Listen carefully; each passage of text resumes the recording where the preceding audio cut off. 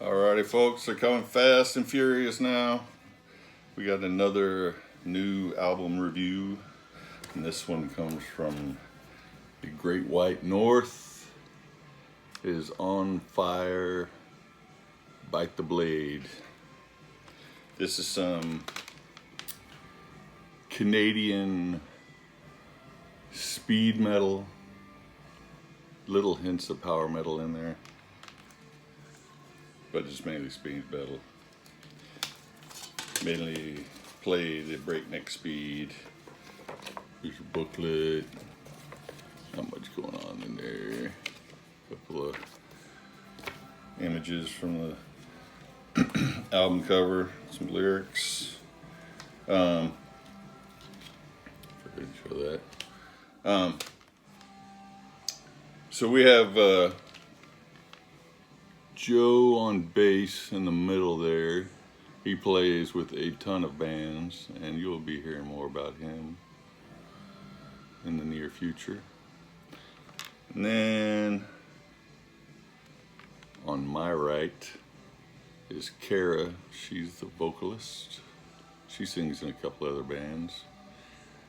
Then on my left is Alex on drums. He plays in many bands. And then, I don't know, can you see that dark figure behind the center guy in the middle there? I don't know if that's supposed to be the guitar player, if he's wearing a gorilla costume or a werewolf costume. His name is Jeff Black, and he is also in a band called Gatekeeper, which is fairly well known. He's in several other bands too, but Gatekeeper is the most prominent one. What's crazy about all these guys being in different bands is some bands are their own band where they play everything, and some bands they'll be like the drummer in this band, and then be the guitar player in this band, and then be the keyboard player in this band. It's quite bizarre. I mean, impressive that they can play the instruments, all the different instruments that well, that they can actually be in another band and playing that instrument. So yeah, this is their debut. They formed in 2025. I'm sorry, they formed in 2022. This just came out in 2025. Yeah, Canadian speed metal. Right off the bat, we start off with the title track called Bite the Blade. 100 miles an hour right out of the gate. Immediately from the singer, you get Snow White vibes. Canadian thrash band from the 80s. She sounds very similar to Nicole Lee, who sang for Snow White.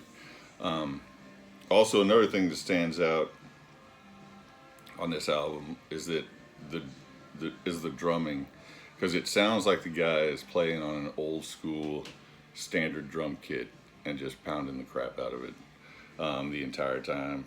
You know, a lot of power metal, especially power metal bands, you know, it sounds like they're playing to a click track. You got the same kind of double bass beats going on in all of them. This guy's just straight up old school standard drum kit, pounding the crap out of it, 100 miles an hour.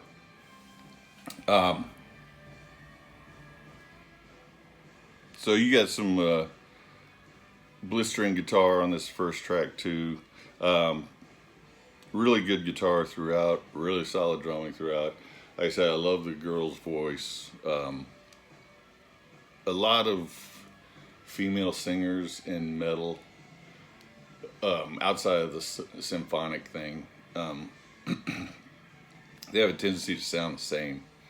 I don't know if it's the register that metal's played in. I'm not that metal music savvy to know the octaves and all that, but they end up sounding very similar on this one. So she does not have a standard female metal voice, which I like.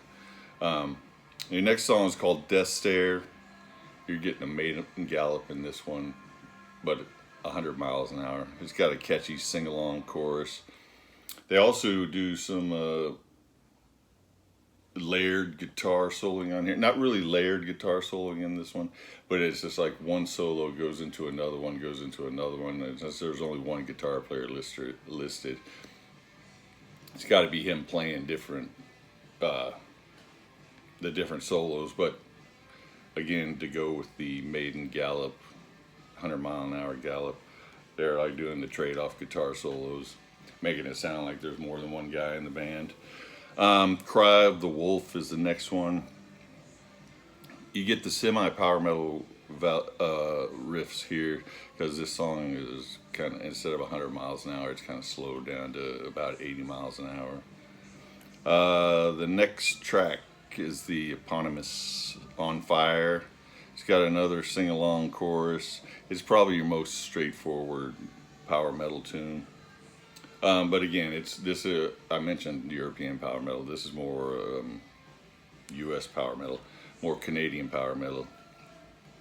The next track's called "I'll Destroy You," back at 100 miles per hour.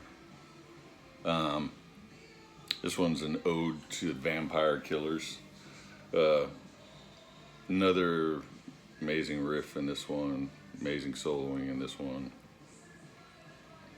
Probably, it's hard to say whether this one's my favorite track or Death Stare is my favorite track. Those two are battling that out at the top for the #1 song on the album.